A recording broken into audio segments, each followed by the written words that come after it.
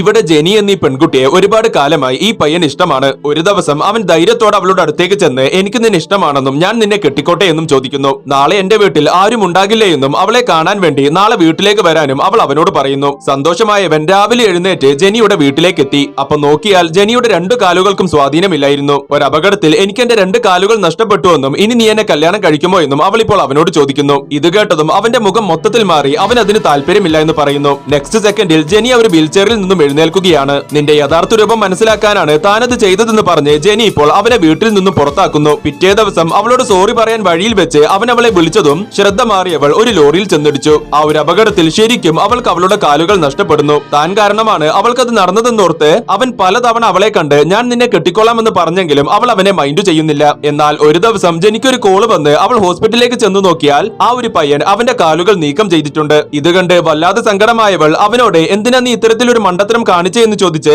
കുറെ നാളായി അവൾക്കും അവൻ ഇഷ്ടമായിരുന്നു എന്ന് പറയുന്നു. അപ്പോഴാണ് അവൻ അവളോടൊരു സത്യം പറയുന്നത്. കാരണം അവളുടെ സ്നേഹം പുറത്തു കൊണ്ടുവരാൻ അവൻ അവന്റെ കാല് പോയതുപോലെ അഭിനയിച്ചതായിരുന്നു.